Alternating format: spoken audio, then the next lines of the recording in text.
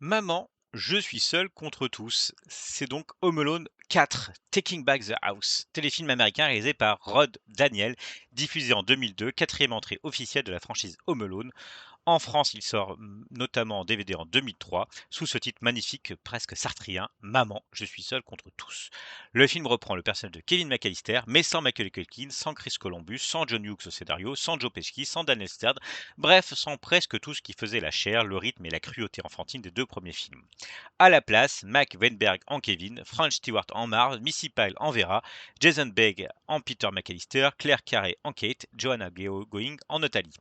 Et déjà, tout est là. Le film est une opération de nécromancie industrielle. On ne continue pas vraiment Maman, j'ai raté l'avion. On en remet les meubles dans une autre maison. On change les visages, on polit les angles, on branche quelques gadgets électroniques et on espère que le spectateur reconnaîtra assez le papier peint sentimental pour ne pas voir que la maison est vide. Ce qui est fascinant, c'est que Maman, je suis seul contre tous, ce n'est pas seulement un mauvais quatrième épisode, c'est un objet très révélateur de ce que devient une franchise quand elle cesse d'être un film pour devenir une formule. Dans le premier Home Alone, la formule n'existait pas encore. Il y avait une situation, une famille trop nombreuse, un enfant oublié, une maison devenue forteresse. Deux cambrioleurs burlesques et une angoisse très simple, être abandonné par ceux qui sont censés vous protéger. Dans Home Alone 2, la formule commence déjà à se regarder dans le miroir, mais New York offrait un agrandissement logique. Kevin n'est plus seulement seul dans sa maison, il est seul dans le capitalisme illuminé entre l'hôtel Plaza, les vitrines, Central Park, les jouets Duncan et le luxe comme terrain de jeu. Dans Home Alone 4, le mouvement est inverse. On ne part plus à l'aventure, on revient dans une maison. Mais ce n'est plus la maison originelle, c'est une maison de riches, domotisée, bourrée de gadgets, appartenant à la nouvelle compagne du père. Le titre original, Taking Back the House, est d'ailleurs presque plus intéressant que le film. Il ne s'agit plus seulement de défendre une maison, mais de la reprendre. Reprendre quoi? Le foyer, le pouvoir familial, la franchise, l'enfance perdue. Le film répond maladroitement, tout cela à la fois, mais sans choisir. Le point de départ est presque mélodramatique. Les parents de Kevin sont séparés. Son père, Peter, fréquente Nathalie, femme riche vivant dans une demeure technologique et froide. Kevin, blessé par les tensions familiales, part passer Noël chez son père. On retrouve donc le moteur émotionnel des deux premiers films, mais déplacé. Kevin n'est plus oublié physiquement par sa famille, il se sent oublié affectivement. Ce n'est plus l'enfant accidentellement abandonné dans un chaos domestique, c'est l'enfant pris dans le divorce, la recomposition, la circulation entre deux foyers. Là, il y avait matière à faire un vrai film amer, presque un Kramer contre Kramer miniature avec piège à ressort. Mais le téléfilm n'ose jamais vraiment. Il voudrait traiter la douleur de l'enfant, puis il se rappelle qu'il est censé faire glisser des adultes sur du savon. Il voudrait moderniser Home Alone, mais il confond modernité et bouton électronique. Il voudrait reprendre Kevin, mais le personnage devient une copie sans mémoire. Le vrai Kevin de Macaulay Culkin était insupportable, brillant, cruel, vulnérable, cabotin, vaguement inquiétant. Il avait quelque chose du petit roi shakespearien abandonné dans son château. Mac Weinberg n'est pas honteux, mais le film lui demande d'être un pictogramme. Enfant malin, enfant triste, enfant courageux, enfant qui sourit à la fin. Le visage n'a pas le temps de devenir un monde. Rod Daniel est pourtant un cinéaste intéressant à replacer ici. Il avait réalisé Teen Wolf en 1985, K9, Beethoven 2, des comédies populaires souvent liées à l'apprentissage, à la famille, au désordre domestique ou animal. Sa carrière se situe quelque part entre la télévision américaine, la comédie familiale et l'efficacité artisanale. Home Alone 4 est d'ailleurs son dernier film avant son retrait de l'industrie. Cela donne au téléfilm une petite mélancolie involontaire. Ce n'est pas seulement la fin symbolique d'un certain Home Alone, c'est aussi la sortie par la petite porte d'un réalisateur qui avait souvent travaillé sur des tables familiales simples, directes, modestes. Mais la modestie ici devient réduction. Dans les deux premiers films, Chris Columbus filmait la maison comme un organisme. Les escaliers, les couloirs, les chambres, le sous-sol, le grenier, chaque espace avait une fonction dramatique. La mise en scène transformait le foyer en terrain de guerre, presque en plateau de cartoon en prise de vue réelle. On pense à Tex Avery, à Chuck Jones, à Buster Keaton, à Laurel et Hardy, mais aussi au cinéma de siège, à Rio Bravo, avec un enfant assaut de Carpenter, repeint en rouge et vert de Noël, le magicien d'Oz enfermé dans une banlieue de Chicago. Dans Home Alone 4, l'espace est paradoxalement plus luxueux mais moins vivant. La maison est grande, technologique, brillante, mais elle n'a pas d'âme. C'est une maison catalogue, une maison de brochures immobilières, une maison qui ne sent ni la poussière, ni les chaussettes, ni la pizza oubliée, ni la famille trop nombreuse. Le premier Home Alone était un film sur le désordre du foyer américain, avec ses cris, ses valises, ses enfants empilés, ses adultes dépassés. Ici, le décor est déjà presque un décor de télévision, propre, disponible, fonctionnel. La maison n'est plus un personnage, elle devient un dispositif. La domotique est censée actualiser la formule. Le film arrive au début des années 2000, moment où l'idée de la maison intelligente commence à devenir un fantasme populaire. Caméra, alarme, commande vocale, écran, porte automatique. Mais au lieu de produire une vraie angoisse technologique, façon Demon Seed, Panic Room ou même Gremlins 2, pour la satire du bâtiment high-tech, le film utilise ses gadgets comme accessoires de sketch. La technologie ne menace jamais vraiment Kevin, elle ne le dépossède pas, elle ne le surveille pas, elle ne transforme pas la maison en prison, elle est simplement là pour remplacer l'inventivité manuelle du héros. Et c'est peut-être le cœur du problème. Kevin McAllister, à l'origine, est un bricoleur, un enfant qui transforme le domestique en arme. Il invente avec ce qu'il trouve pot de peinture, clous, colle, fer à repasser, micro-machine, ficelle, ampoule, chalumeau. Son génie est pauvre, pratique, sale, enfantin. Il appartient à la tradition du cinéma burlesque où l'objet quotidien devient instrument de catastrophe. Dans Home Alone 4, le gadget préexiste. Kevin n'invente plus rien, il déclenche. Le film passe de la poétique du bricolage à la technologique de la télécommande. C'est moins drôle parce que c'est moins incarné. La violence burlesque elle-même se trouve édulcorée. Les 2 premiers films étaient étonnamment violents. La chute des Wet Bandits relevait presque du cartoon sadique, mais un cartoon filmé avec des corps réels. Joe Pesci et Daniel Stern souffraient magnifiquement. Ils hurlaient, glissaient, brûlaient, se tordaient, encaissaient une guerre domestique digne d'un Tom et Jerry sous amphétamine. La jouissance venait de ce paradoxe. On savait que c'était impossible, mais les corps le jouaient comme si c'était vrai. French Stewart, lui, reprend Marv, mais il ne reprend pas vraiment Daniel Stern. Il fait autre chose, un Marv plus grimacier, plus télévisuel, plus élastique, presque trop conscient d'être dans une farce. Le problème n'est pas qu'il soit mauvais acteur, il est même capable d'une vraie énergie comique. Le problème est qu'il hérite d'un rôle qui n'aurait jamais dû être recasté à l'intérieur de la même continuité. Le film ne crée pas un nouveau bandit, il recouvre un ancien personnage avec un nouveau visage. C'est là que l'objet devient étrange, on n'est pas dans une fuite, on est dans un mauvais rêve de suite. Missy Pyle, ou Envera, est probablement l'une des présences les plus réjouissantes du film. Elle apporte une sécheresse comique, une énergie de cartoon humain, une manière d'exister plus franchement que beaucoup d'autres autour d'elle. Elle comprend le ton qu'il faudrait au film, quelque chose de plus grotesque, de plus méchant, de plus assumé. Mais le téléfilm reste trop sage, il voudrait être hystérique, mais il est tenu en laisse par son contrat familial. C'est aussi un film qui souffre de son rapport au temps. Le premier Home Alone était un film de 1990, mais il portait encore en lui une certaine idée des années 80. La grande maison, la consommation, la famille nombreuse, le confort américain, la peur du cambriolage, l'enfant roi, le fantasme de souveraineté domestique. Home Alone 4 arrive en 2002, après le 11 septembre, après l'explosion de la télévision câblée, après la mutation de la comédie familiale, à un moment où la sécurité domestique, la surveillance et la peur de l'intrusion pourraient devenir des motifs beaucoup plus sombres. Or, le film ne sait pas quoi faire de cette époque. Il ressemble à un objet des années 90 fabriqué après coup, mais sans la texture des années 90. Il y a pourtant quelque chose à sauver dans son idée centrale.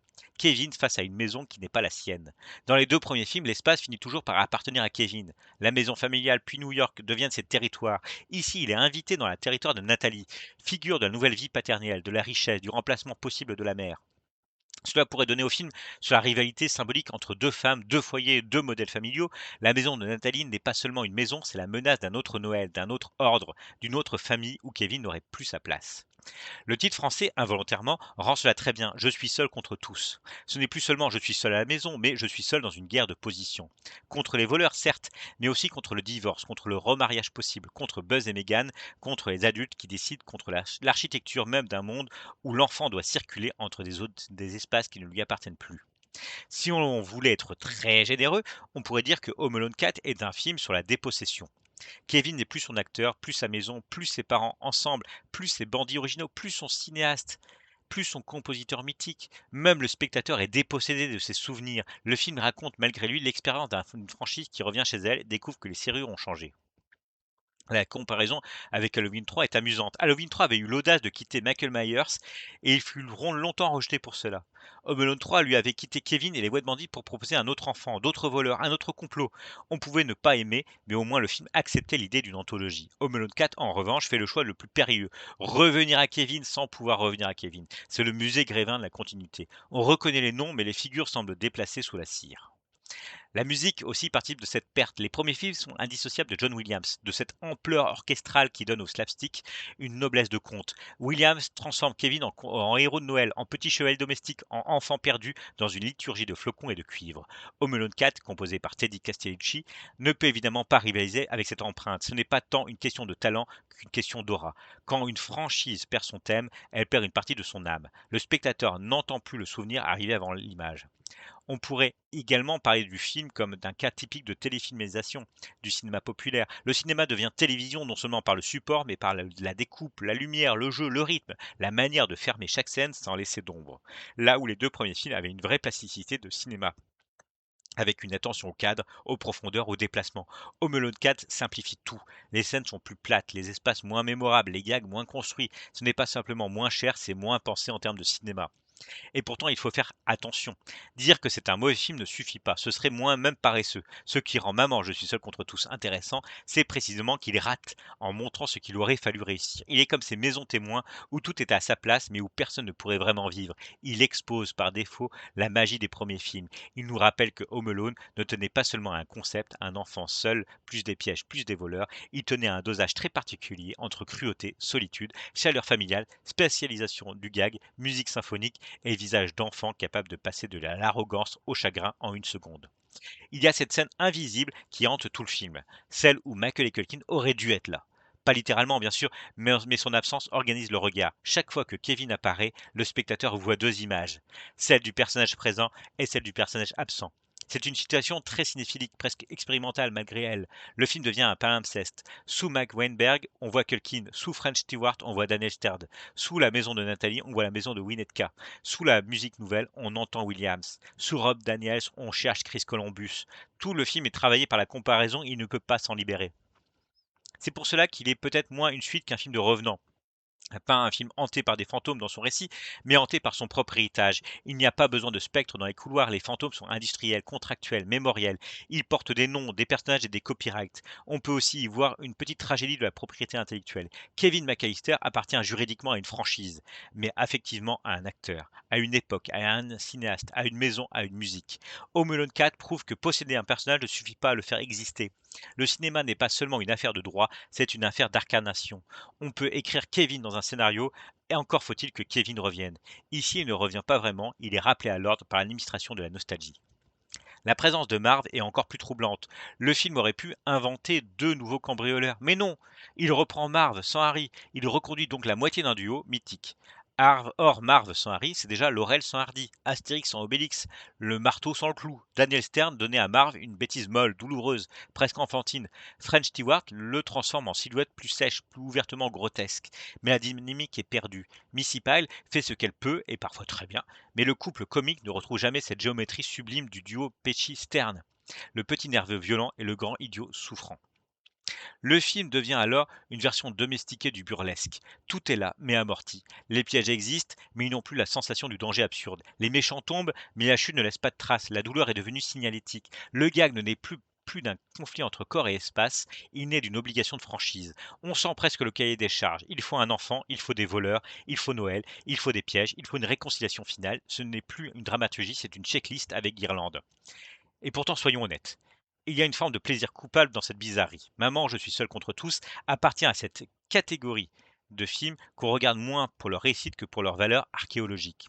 Ce sont des fossiles tièdes de la maison familiale, de la télévision familiale, du début des années 2000, des objets qui sentent le DVD de supermarché, les après-midi de vacances, les programmes de Noël rediffusés à des horaires où la lumière dehors devient bleue. Ce n'est pas le grand cinéma, mais c'est une petite ruine culturelle. Et les ruines ont parfois plus à dire que les palais entretenus. Le film permet aussi de poser une question assez belle. Qu'est-ce qu'une maison au cinéma? Dans Home Alone, la maison est d'abord un espace de peur. Kevin croit désirer la disparition de sa famille, puis découvre le poids de ce désir exaucé. La maison vide devient trop grande, puis il la reconquiert, il l'arpente, il la transforme. Dans Home Alone 4, la maison n'est jamais assez intime pour devenir effrayante. Elle est grande, mais pas profonde. Elle est luxueuse, mais pas mystérieuse. Elle a des gadgets, mais pas des recoins. Elle manque de hors-champ.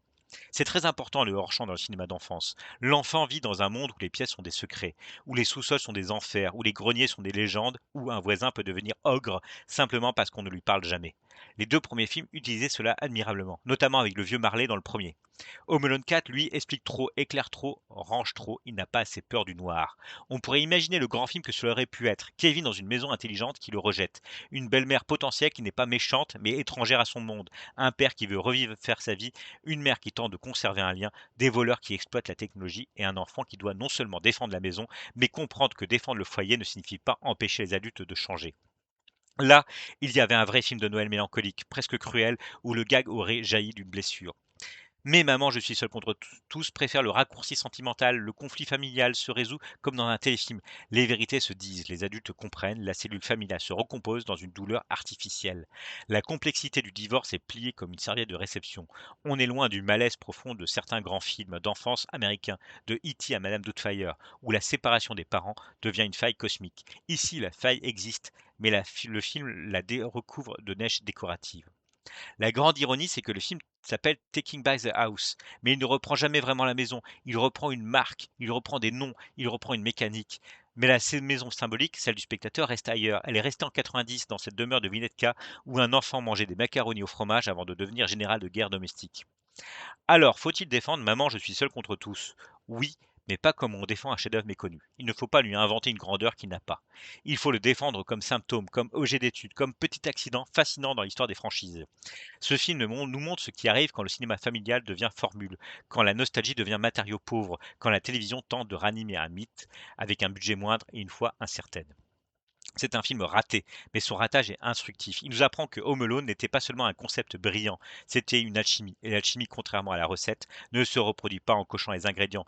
Il ne suffit pas de remettre un enfant dans une maison et des idiots devant des pièges. Il faut du rythme, du danger, de la solitude, une vraie architecture, une vraie douleur, une vraie méchanceté comique, un vrai sens du conte. Au fond, Maman, je suis seul contre tous est peut-être le film le plus triste de la saga. Non parce que son scénario est triste, mais parce qu'il est condamné à ressembler à quelque chose qui ne peut pas être. Il court après un souvenir qui a déjà fermé la porte. Il sonne, il insiste, il regarde par la fenêtre, mais la fête est finie depuis longtemps. Et c'est là que le cinéphile peut y trouver son propre petit plaisir noir. Regarder Home Alone 4, ce n'est pas revoir Maman, j'ai raté l'avion. C'est assister à l'autopsie d'une formule. C'est voir une franchise tenter de se rappeler son propre visage. C'est un film qui, sans le vouloir, pose une question terrible à toutes les suites tardives. Tous les reboots, tous les retours de personnages. Quand on revient à la maison, que se passe-t-il si la maison ne nous reconnaît plus? La réponse est dans le titre français. On est seul contre tous. Contre les voleurs, contre le divorce, contre la télévision, contre la nostalgie, contre le souvenir du meilleur film, contre le spectateur lui-même qui regarde ce Kevin de remplacement avec une tendresse embarrassée, comme un cousin invité à Noël qu'on n'avait jamais vu avant, mais à qui l'on doit quand même la sauce. Passer la sauce. Maman, je suis seul contre tous n'est donc pas un bon Home Alone. Mais c'est un objet passionnant pour comprendre pourquoi les bons Home Alone étaient bons. Et parfois, dans une saga, les mauvais épisodes servent à cela. Ils éclairent les chefs-d'œuvre par leur ombre portée. Ils sont les ampoules grillées du sapin. Grâce à elles, on voit mieux où la lumière marchait.